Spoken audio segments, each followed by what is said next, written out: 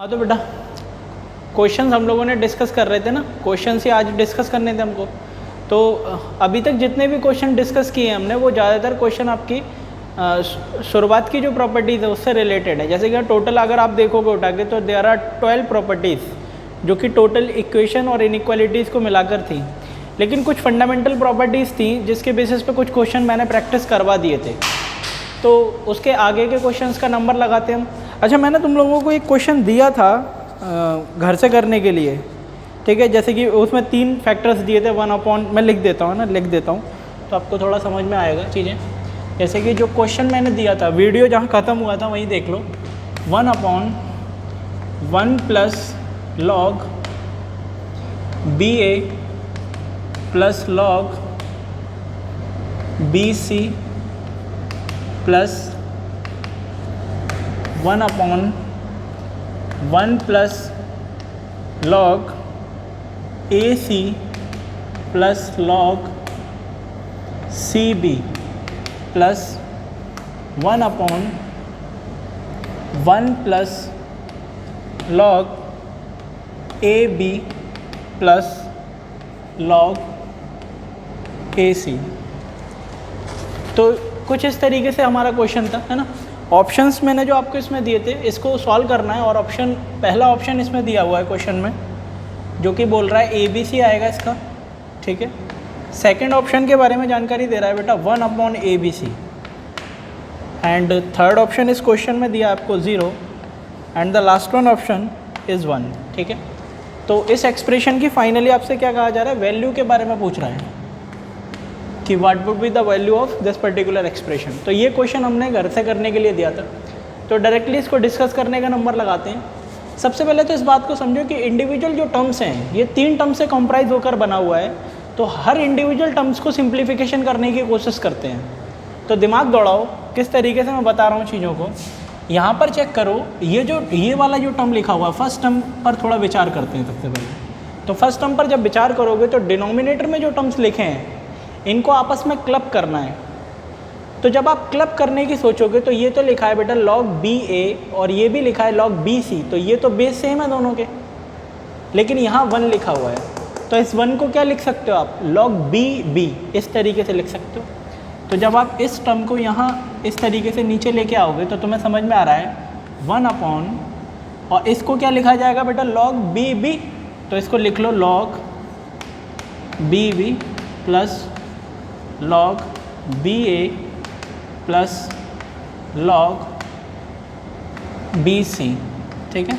इसी तरीके से सेकंड टर्म यहाँ उतारा जाएगा, और इसी तरीके से थर्ड टर्म, ठीक है। वो मैं कर नहीं रहा, केवल इसको हैंडल करेंगे, बाकी के ये डायरेक्ट वैल्यू रखेंगे। तो दिमाग दौड़ाओ थोड़ा सा। BB ये भी वैल्यू कितनी हो जाएगी 1, इनपुट और बेस क्या हो गया सेम, लेकिन इन तीनों को क्लब किया जा सकता है बेटा। तुम सोचो एडिशन लगा हुआ है तो इनको प्रोडक्ट की फॉर्म में नहीं लिखा है, तो इसको जब लिखोगे तो 1/log बेस कर दो B इसका, और प्रोडक्ट में आएगा ABC। ये बात समझ में आनी चाहिए आपको। प्लस सेम इसी तरीके से जब इस टर्म को थोड़ा सा हैंडल करोगे तो ये आ जाएगा 1/log, यहाँ पर बेटा ये जो 1 लिखा हुआ है उसको क्या कर लो आप, एक सेकेंड, ये यहाँ पर C है। तो जब आप इसको देखोगे तो इस 1 को क्या लिखोगे बेटा, log CC, जिससे कि सारे टर्म्स का बेस क्या हो जाएगा, C हो जाएगा। तो C के करस्पॉन्डिंग आप लिखोगे ABC प्लस, समझ में आ रही होगी ये बात। उसके बाद देखो ध्यान से, यहाँ पर ये 1 लिखा हुआ है ना, इसकी जगह पर रिप्लेस कराओ बाकी के जो बेस, देखो A लिखा है तो इसको क्या लिखेंगे log AA। तो log AA के करस्पॉन्डिंग जब तीनों को क्लब करोगे तो ये आ जाएगा log बेस A ABC। कुछ इस तरीके की बातचीत निकल कर आएगी। पहले यहाँ तक की बात देखो, ये बात समझ में आती है कि नहीं आती। सिंपल सी बात है बेटा, इसमें कोई वो नहीं है। आप क्या कर रहे हो, इस 1 की जगह पर लिख लिया आपने log CC, और यहाँ लिख लेंगे log AA, और क्लब करके ये स्टेटमेंट आ गए। अच्छा, अब सोचो ये रेसिप्रोकल में log लिखा हुआ है, ये भी रेसिप्रोकल में, ये भी रेसिप्रोकल में। तो रेसिप्रोकल को अगर ऊपर लेके जाते हो तो इनपुट और बेस की क्या हो जाती है, स्वैपिंग हो जाएगी। तो तो जब इसको लिखा जा सकता है लॉग बेस में तो आ जाएगा ए बी सी और बी पहुंच जाएगा इसके इनपुट में plus log A B C base होगा बेटा यहाँ पर और इनपुट में क्या हो जाएगा सी और सेम फंडा यहाँ पर लगेगा ए बी सी यहाँ भी इनपुट में हो जाएगा बेस में हो जाएगा और ए पहुँचेगा यहाँ। तो सिंप्लीफाई हो गया, ये यहाँ तक आ गया। मैंने आपको बताया कि अगर रेसिप्रोकल टर्म होता है तो रेसिप्रोकल जब आप ऊपर लेकर जाओगे तो इनपुट और बेस की क्या हो जाती है स्वैपिंग, जो फंडामेंटल प्रॉपर्टी है। उसके बाद अब दिमाग दौड़ाओ, यहाँ पर ध्यान से देखना, ये जो लॉगरिदमिक फंक्शन लिखा हुआ है उसका बेस कितना है ए बी सी, ये जो लॉगरिदमिक फंक्शन है इसका बेस भी कितना है ए बी सी, और यहाँ पर इस थर्ड वन लॉगरिदमिक फंक्शन है इसका बेस भी कितना है ए बी सी। तो बेटा तीनों के बीच में एडिशन लगा हुआ है तो आप सिंपली इसको क्या लिख सकते हो log base A B C और प्रोडक्ट में आ गया ए बी सी, क्योंकि देखो बी सी ए तो ए बी सी इस तरीके से लिखेंगे। एडिशन में तो कम्यूटेटिव लॉग काम करता है, अल्फ़ा प्लस बीटा बराबर बीटा प्लस अल्फ़ा। तो यहाँ पर समझ में आ रहा है कि ए बी सी ही इसका बेस है और इनपुट में भी क्या हो गया ए बी सी। तो फाइनली ये एक्सप्रेशन सॉल्व होकर कितना आएगा 1 आ जाएगा, ठीक है। तो this would be the final answer. तो इसका डी ऑप्शन आपका सिंप्लीफाई हो जाएगा। तो मतलब वैल्यू की अगर बात की जाए तो इस एक्सप्रेशन को स्टेप बाय स्टेप जब आप सॉल्व करोगे तो आपको मिलेगा 1, ठीक है, 1 आ जाएगा। ये क्वेश्चन मैंने आप लोगों को घर से करने के लिए दिया था। इसमें प्रॉपर्टीज़ कौन सी लग रही हैं वो क्या है, एक प्रॉपर्टी तो आपकी ये है बेटा log A B equals to होता है 1 लॉग बी ए, ठीक है। और एक प्रॉपर्टी लग रही है आपकी कि लॉग में अगर बेस और इनपुट सेम हो जाता है तो इसकी वैल्यू कितनी होती है 1। ये दो प्रॉपर्टीज़ का यूज़ कर रहे हैं हम बस, ठीक है। बाकी एक बार देख लो इसे।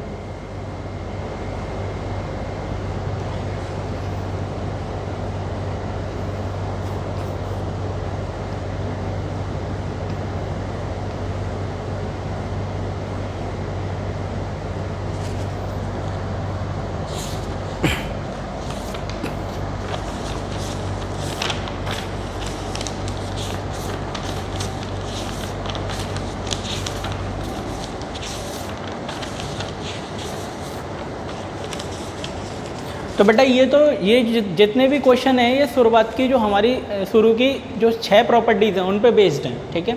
बाकी आज हम जो डिस्कस करेंगे वो लॉगरिदमिक इक्वेशन से रिलेटेड क्वेश्चन होंगे जहाँ पर आपको x की वैल्यू सॉल्व करनी पड़ेगी। यानी कि दो एक्सप्रेशन लिखा होगा जिसमें लॉगरिदमिक फंक्शन होंगे और इक्वालिटी का साइन होगा दो एल्जेब्रिक एक्सप्रेशन के बीच में।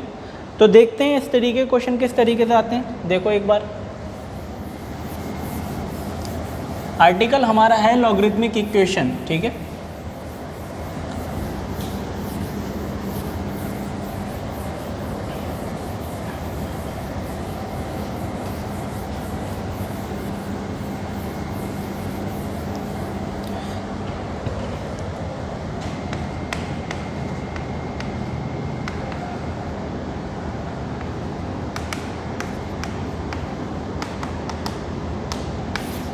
लॉगरिदमिक इक्वेशन की बात कर रहे हैं। तो बेटा एक सेकंड देखना इसमें किस तरीके से होता है। जैसे क्वेश्चन से ही शुरुआत करते हैं। इक्वेशन का मतलब क्या, इक्वालिटी होल्ड करेगा। तो इक्वेशन दी हुई है, पहला क्वेश्चन देखो इसमें, द इक्वेशन लॉग बेस 3 की power x minus 8 equals to 2 minus x has a solution, has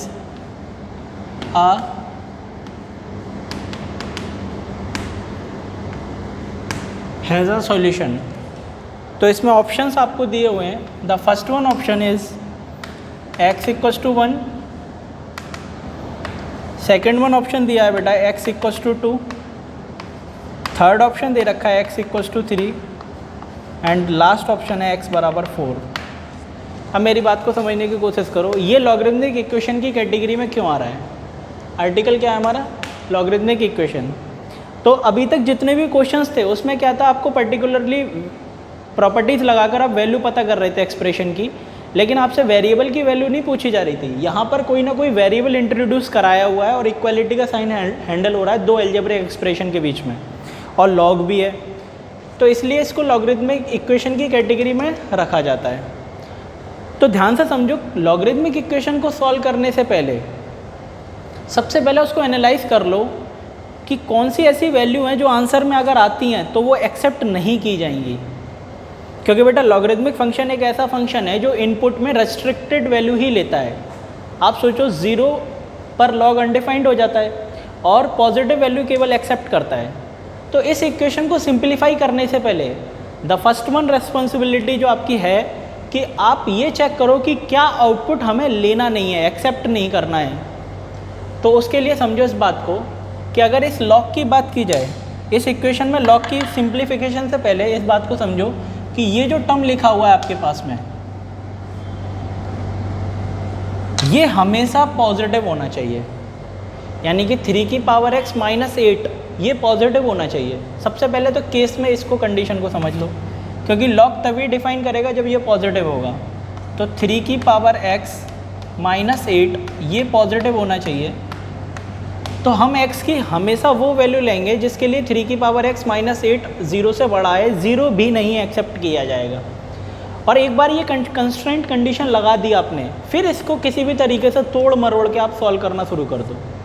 तो काम शुरू करते हैं मेरे भाई, इसका सॉल्व करने का ये कंडीशन तो लगाई थी हमने, अब काम शुरू करते हैं। तो आपको पता है लॉगरिदमिक फंक्शन जब यहाँ से आप हटाओगे, एंटी लॉग लोगे, तो इधर ये लॉगरिदमिक फंक्शन उधर जाकर क्या हो जाएगा, एक्सपोनेंट। ये मैंने बताया था तुम्हें कि अगर कहीं लिखा है a to the power x बराबर y, तो इसको लिखा जा सकता है ना x बराबर log a y,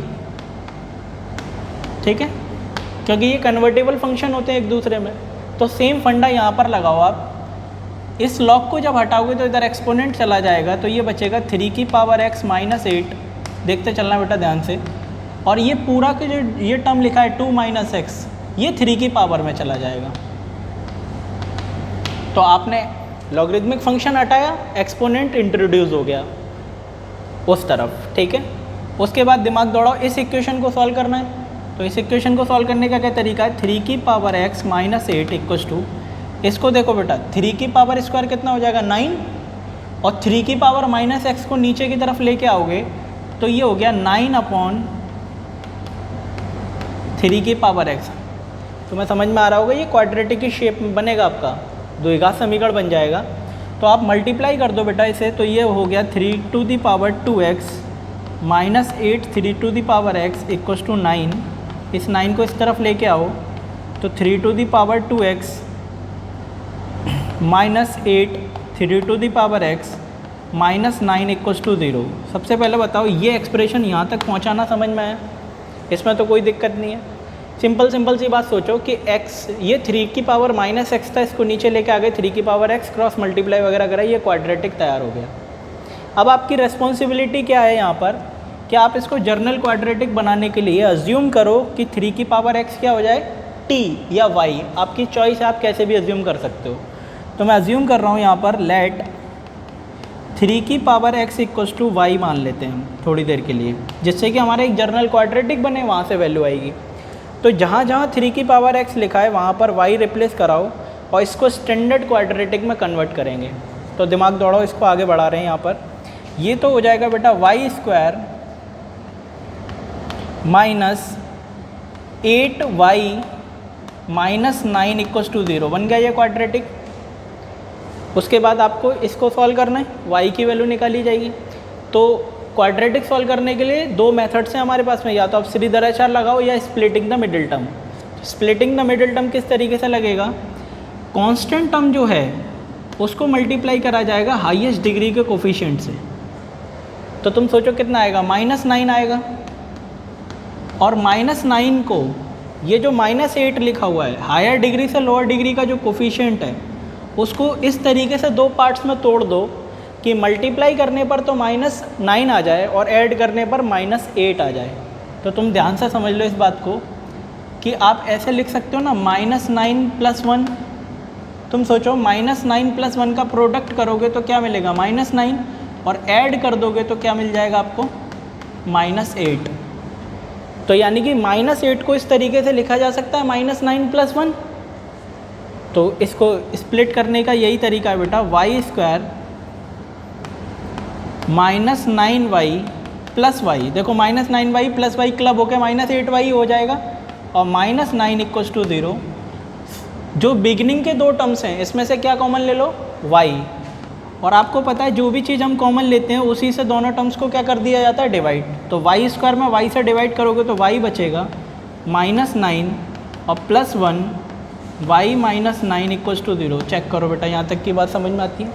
उसके बाद y -9 के जो फैक्टर है आपका कॉमन फैक्टर उसको क्या ले लो, बाहर आप लोगे तो ये हो जाएगा y -9 and y +1 equals to 0।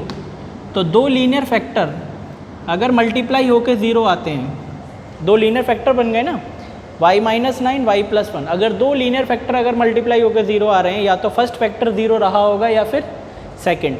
तो यहाँ से y की दो सेपरेट वैल्यू आपके पास में जनरेट हो जाएंगी। The first one value is y equals to 9 and the second one value is -1।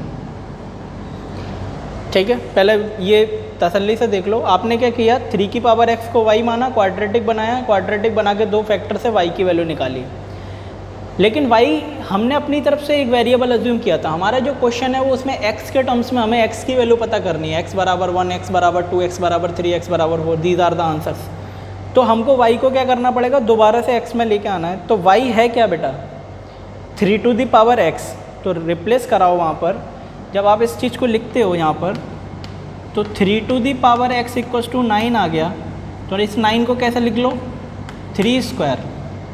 तो x की वैल्यू देखो, बेस सेम है तो पावर्स क्या हो जाएंगी, पावर्स इक्वल हो जाएंगी बेटा। तो x बराबर कितना हो गया, 2 हो गया। ठीक है, x की वैल्यू तो 2 आ गई। अच्छा, यहाँ से समझो इस बात को, जब आप इसको लिखोगे 3 टू दी पावर x बराबर -1। अब तुम ध्यान से समझना, मैंने इसीलिए एक्सपोनेंट फंक्शन भी आपको साथ साथ में बताया था। तुम बताओ, एक्सपोनेंट फंक्शन कभी आउटपुट में 0 भी नहीं देता। नेगेटिव तो आप बात छोड़ दो, नेगेटिव तो कभी हो ही नहीं सकता। और ये जो फंक्शन है 3 टू दी पावर x, इसका बेस है बेटा 1 से बड़ा। तो 1 से बड़े के लिए x की वैल्यू कोई भी रखो आप, -∞ से +∞, इसकी मिनिमम वैल्यू आपकी 0 भी टच नहीं करती है, क्योंकि ग्राफ हमेशा x एक्सिस से ऊपर रहता है। तो जब आप इसका ग्राफ बनाओगे तो आपको समझ में आ रहा है कुछ इस तरीके का ग्राफ बनेगा, यानी कि x एक्सिस से ऊपर। तो तुम सोचो 3 की पावर x कभी भी -1 के बराबर नहीं होगा। तो इस कंडीशन में x की वैल्यू आप बोल सकते हो कि फाई, कोई आंसर एग्जिस्ट नहीं कर रहा है इस कंडीशन में, बिकॉज 3 की पावर x की किसी भी वैल्यू के लिए माइनस तो कभी नहीं हो सकता, क्योंकि x एक्सिस के ऊपर है ग्राफ सारा। लेकिन यहाँ से एक वैल्यू आ गई x बराबर 2। ठीक है, x बराबर 2 हमारा आंसर हो सकता है। लेकिन यहाँ पर भी अभी आपको क्या है ना, डायरेक्ट आंसर नहीं देना, क्योंकि आप क्या सॉल्व कर रहे हो बेटा, आप कर रहे हो लॉगरिथमिक इक्वेशन सॉल्व, और लॉग हर वैल्यू एक्सेप्ट नहीं करता। तो कंडीशन बेसिस पर समझो कि 3 की x की जगह पर 2 जो आपका आंसर आ रहा है, इसको रीचेक कर लिया जाए कि कहीं ऐसा तो नहीं है x बराबर 2 पर लॉग का इनपुट नेगेटिव हो रहा है। तो आप ये 2 वैल्यू को इसमें रिप्लेस कराओ और चेक करो यहाँ से। जब इस वैल्यू को चेक करोगे तो तुम्हें समझ में आएगा 3 की पावर 2 कितना हो गया, 9 -8 > 0। तो लॉग को कितना मिल रहा है, 1 > 0। तो ये स्टेटमेंट क्या है, ट्रू स्टेटमेंट है। तो अगर ये ट्रू स्टेटमेंट है तो this would be the final answer. इसको एक्सेप्ट भी किया जाएगा और यही हमारे इस क्वेश्चन का फाइनल आंसर होगा, x = 2। तो फाइनली इसका बी ऑप्शन टिक लगेगा जो इस इक्वेशन को सेटिस्फाई करेगा। दूसरी कंडीशन से तो कोई आंसर आया नहीं, फाई मतलब no real values of x। तो एक बार देख लो, बताओ ये पूरी एनालिसिस समझ में आ रही है तुम्हें। इसमें देखना ध्यान से बेटा, लॉगरिथमिक इक्वेशन के साथ में लॉगरिथमिक इक्वेशन में लॉग फंक्शन क्या इनपुट एक्सेप्ट करता है, और क्वाड्रेटिक का भी आपको बेसिक फंडामेंटल आइडिया होना चाहिए, तभी आप इस तरीके के क्वेश्चन को प्रॉपरली हैंडल कर पाओगे। तो एक बार देखो, बताओ बात समझ में आ रही है।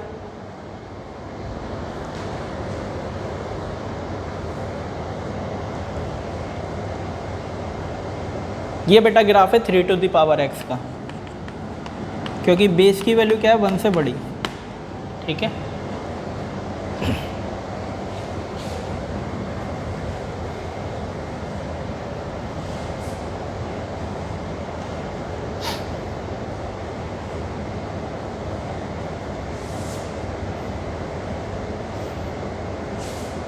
और जिस तरीके से बेटा स्टेप बाय स्टेप बताया इसी तरीके से आप क्वेश्चन सॉल्व करना है, कि आदत बनाओ अपनी, ठीक है। चलो अगले क्वेश्चन पर चलते हैं, लॉगरिथमिक इक्वेशन से रिलेटेड ही।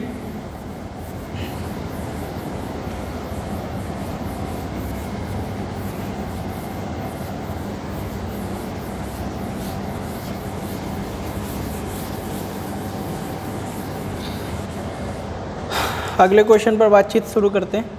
क्वेश्चन दिया बेटा इसमें, the equation the equation 1/2 log x square plus 2x 1/2 log x square plus 2x minus log square root x plus 2 equals to 0 has a solution. इसका भी क्या बताना है, has a solution. The first one option x equals to 1, the second one is x equals to minus of 2, the third one x बराबर 2 and 1, मतलब 2 values आ रही हैं, and the last none of this, ठीक है, none of this. तो ये question दिया हुआ है, ये भी किससे रिगार्डिंग है बेटा, किसके रिलेटेड है, इसी आर्टिकल से आपका रिलेटेड है ये क्वेश्चन, लॉगरिथमिक इक्वेशन से रिलेटेड। तो इसमें भी सॉल्यूशन का नंबर लगाते हैं इसका। तो देखो अलग अलग तरीके से बच्चे अप्रोच करते हैं क्वेश्चंस को। काफ़ी बच्चे क्या होते हैं कि ये 1/2 जो पावर है इसको इस लॉग के यहाँ इसके ऊपर ले जाते हैं, फिर स्क्वायरिंग करते हैं। काफ़ी लोग इस तरीके से ये माइनस का टर्म जो है उसको उस तरफ ले जाते हैं, 2 का मल्टीप्लाई कर देते हैं। तो there are lots of different ways, लेकिन आप फंडामेंटली सॉल्व कर लॉग को जब हटाओगे, लॉग को एलिमिनेट करोगे तो एक सिंपल एक इक्वेशन तैयार होगी।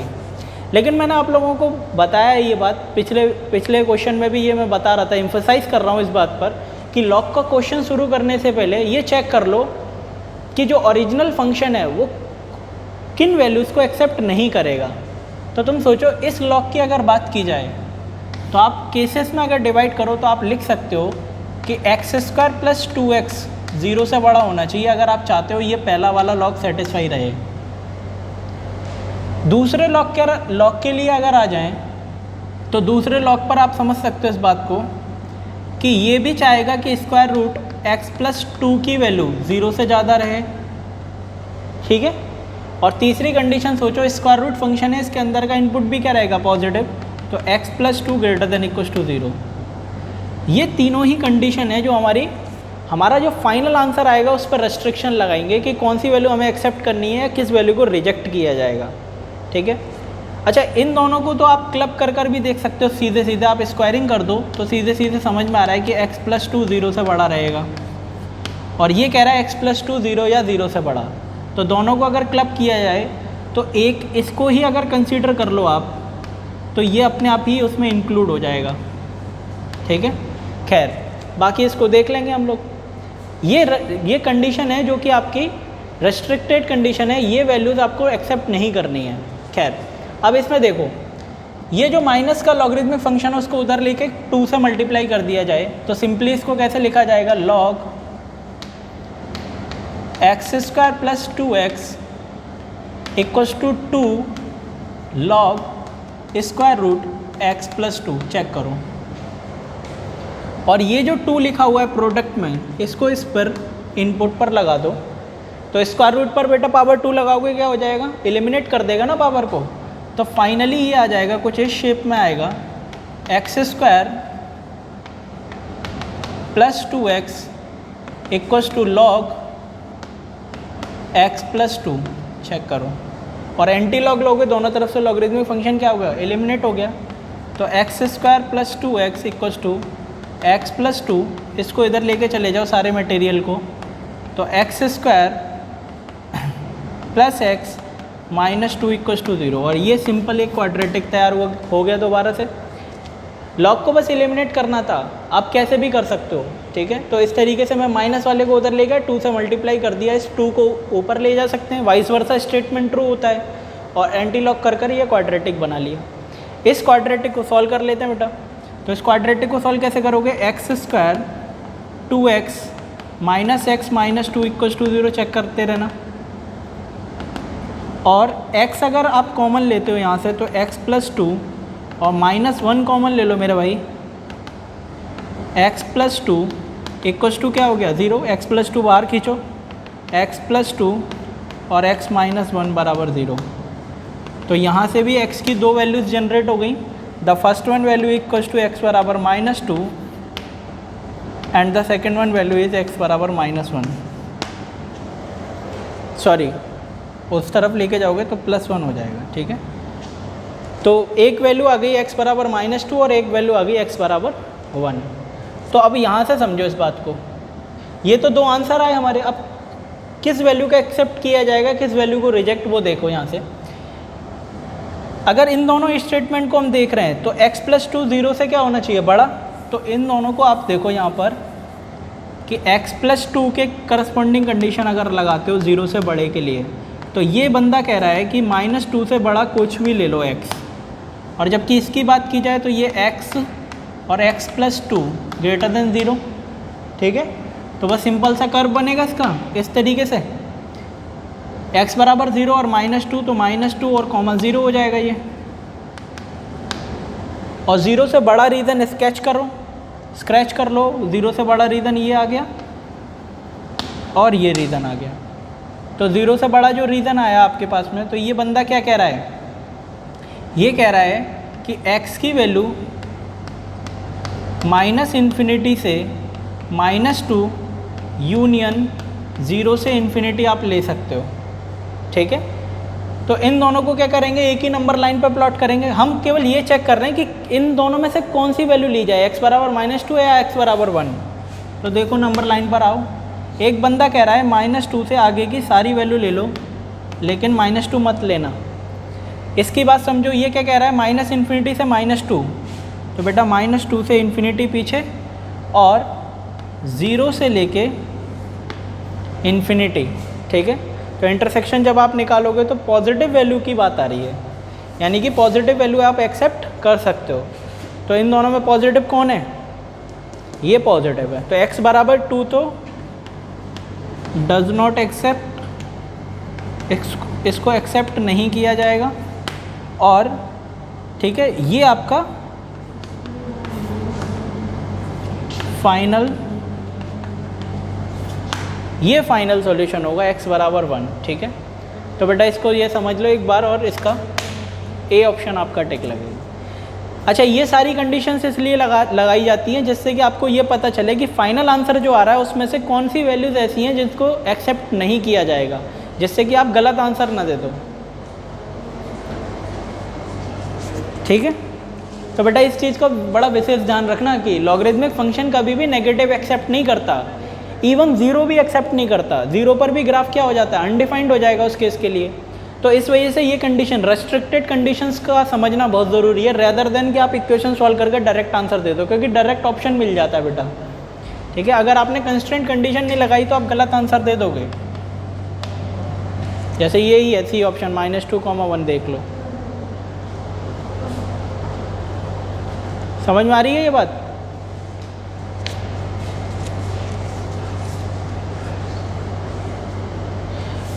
चलो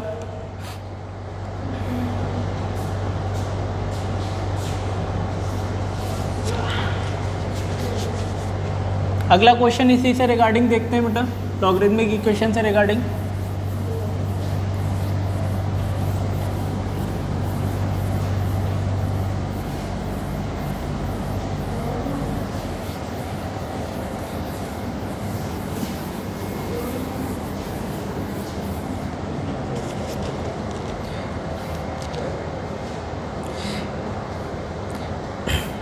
ये क्वेश्चन है बेटा थोड़ा सा ऐसे ही सिंपल है लेकिन थोड़ा सा टेक्निकल भी है।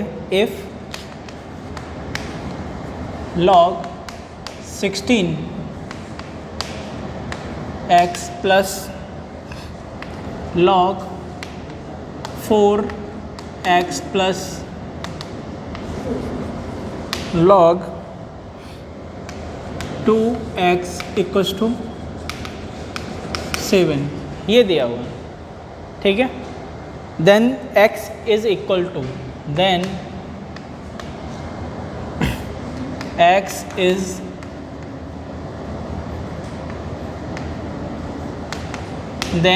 इज इक्वल टू, तो पहला ऑप्शन इसमें दिया है बेटा 2 to the power 2, दूसरा ऑप्शन है 2 to the power 3, third option है 2 to the power 4 and the last one option is 2 to the power 5। तो ये क्वेश्चन दिया है, तो इसमें प्रॉपर्टीज़ वगैरह के बेसिस पर समझो इस बात को। यहाँ से इस बात को समझने की कोशिश करो, ये 16 लिखा है बेटा और ये 4 और ये 2 लिखा है। अगर आप चाहते हो कि इनके बीच में कोई रिलेशन इस्टेब्लिश हो पाए तो it is your fundamental responsibility कि आप क्या करो। अगर आप चाहते हो इसके बीच में रिलेशन इस्टेब्लिश हो तो कुछ ना कुछ आपको इन वैल्यूज़ के साथ में चेंजेस करने पड़ेंगे। जैसे किस तरीके के चेंजेस, इसी इक्वेशन को कैसे लिखा जा सकता है, लॉग 16 को लिख सकते हैं 2 to the power 4 x plus log 4 को लिख सकते हो बेटा 2 square x plus log 2x equals to 7। कुछ इस तरीके की बात बनेगी। ऐसा इसलिए किया जा रहा है जिससे कि बेस सेम हो जाए सबका, प्रॉपर्टीज़ तभी लगा पाएंगे ना। तो बस वही बात समझो। यहाँ पर सोचो अगर बेस पर पावर है बेटा और ये भी बेस पर पावर है, तो बेस की पावर इस तरीके से डिनोमिनेटर से होते हुए जाती है। तो जब आप इसको लिखोगे तो कैसे लिखा जाएगा इसको, 1/4 log 2x plus 1/2 log 2x plus log 2x equals to 7। और तुम्हें दिख रहा होगा इसमें से log 2x क्या आ रहा है बेटा, कॉमन, सीधे log 2x कॉमन आएगा तो ये आ गया 1/4 प्लस 1/2 प्लस 1 इक्वल्स टू 7 हो गया, ठीक है। तो यहाँ से देखो log 2x एलसीएम में कितना हो गया बेटा, 4 हो जाएगा एलसीएम में, तो ये तो 1 ही रहेगा, ये 2 हो गया, ये 4 इक्वल्स टू कितना हुआ 7।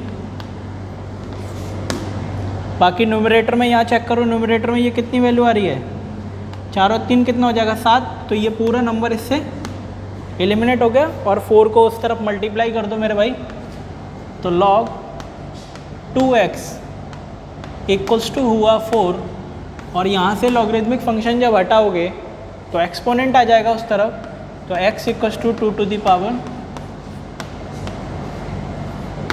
4, तो 2 to the power 4 would be the final answer, ठीक है। तो सिंपल सी इसमें बात समझो। सबसे पहले तो आपने क्या किया, 16, 4 और 2 इनको चेंज कर लिया, किस में, सेम बेस में, तो 2 में ही चेंज कर लिया बेटा। इसको लिख सकते हैं 2 की पावर 2, इसको 2 की पावर 4। बाकी फिर आपको पता है बेस पर अगर पावर होगी तो डिनोमिनेटर में जाती है, डिवाइड होती है। फिर आपने log 2 को बाहर खींच लिया, बाकी इसकी कैलकुलेशन वगैरह करेंगे, 4 को मल्टीप्लाई कर दिया, एंटी लॉग लेंगे, उधर एक्सपोनेंट आ जाएगा, 2 to the power 4 would be the right option, ठीक है। देख लो इस बार एक बार तसल्ली से। इस तरीके के क्वेश्चन बेटा आपको मिलेंगे जब आप लॉगरिथमिक इक्वेशन या लॉग से रिलेटेड चीज़ें सीखोगे। जब मैं आपको फंक्शन पढ़ाऊँगा तो फंक्शन में आपको इस तरीके की चीज़ें आएंगी, तो वहाँ पर आपको दिक्कत नहीं आएगी, आपका कॉन्फिडेंस डेवलप हो जाएगा। इसी वजह से ये चैप्टर मैं पहले ही डिस्कस करा लेता हूँ। अच्छा, ये बात मान के चलना है कि 12th में जो स्पेसिफिक चैप्टर है बेटा, स्पेसिफिक एक पर्टिकुलर चैप्टर है जो कि आपको पढ़ना है प्रॉपर तरीके से, ठीक है। क्वेश्चन इस पे आ जाते हैं ना, घुमा फिरा के पूछता है वो लोग।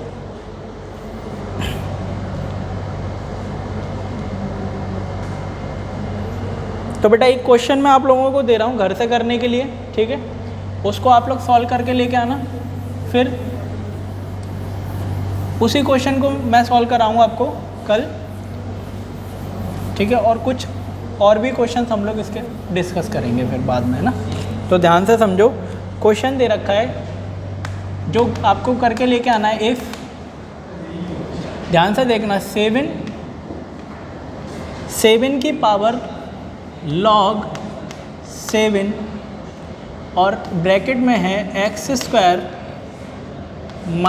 4x plus 5 equals to x minus 1, ये दिया है।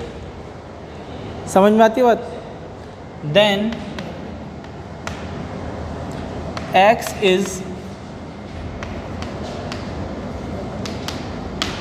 x इज इक्वल टू, ठीक है। तो पहला ऑप्शन दे रखा है इसमें 3,4, सेकंड ऑप्शन है 2,3, थर्ड ऑप्शन है 5,4 and the last one option is 6,5, ठीक है। तो देखना ध्यान से, एक्सपोनेंट फंक्शन पर लॉगरिथमिक लगा है और ये 7 है बेस इसका, और इसका इनपुट है ये लॉग का इनपुट, और ये पूरे फंक्शन के, ये पूरा जो फंक्शन है ये बराबर आता है, इक्वल आता है किसके?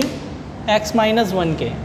और आपको सॉल्व करवा रहा है what would be the values of x, यानी कि क्वाड्रेटिक आएगा, इसीलिए 2 आंसर्स दिए हैं, ठीक है। तो सॉल्व करना है इस क्वेश्चन को, और ये आपका क्वेश्चन है घर से करके लेके आने के लिए। बाकी के अगले जो वीडियोस आएगा उसमें इसी क्वेश्चन से शुरुआत करेंगे और करेंगे इस क्वेश्चन को सॉल्व, है ना। बाकी बेटा इसमें अभी लॉगरिथमिक में मैं बहुत वैरायटी के आपको क्वेश्चंस कराने वाला हूँ, इनइक्वालिटी से रिलेटेड भी और इक्वेशन से रिलेटेड भी। तो अपना आप लोग थोड़ा पेशेंस बना के रखो, चीज़ें इसमें और भी आएंगी। और अगर किसी को किसी तरीके की दिक्कत आती है या समझ में नहीं आ रहा तो आप you can personally contact me, जिससे कि मैं आपके डाउट्स क्लियर कर सकूँ, ठीक है। तो क्वेश्चन डिस्कशन चलता रहेगा हमारा, है ना। और बाकी इसमें पढ़ने के लिए बहुत ज़्यादा थ्योरेटिकल कंटेंट नहीं था, जितना आप क्वेश्चन प्रैक्टिस कर लोगे आप ये समझो उतना ही फिनिशिंग अच्छी हो जाएगी। जितनी फिनिशिंग अच्छी हो जाएगी उतना ही आपको कॉन्फिडेंस आ जाएगा इसमें, ठीक है। तो परेशान होने की कोई ज़रूरत नहीं है, चीज़ें समझ में आएंगी जब आप टाइम दोगे इसके ऊपर। बेटा each and every learning takes time, वो उसे टाइम की ज़रूरत होती है। अगर आप टाइम नहीं दोगे, केवल सरफेस लेवल पर करने की कोशिश करोगे, तो सरफेस लेवल पे तो यार फिर कुछ मिलता भी नहीं है, ठीक है ना। तो ठीक है, आज के वीडियो में हम इतना ही रखते हैं, तो बाकी की जो भी बातचीत है वो अगले वीडियो में कंटिन्यू करेंगे। ओके मेरे भाई, bye bye to all of you, मिलते हैं बेटा अगले वीडियो में।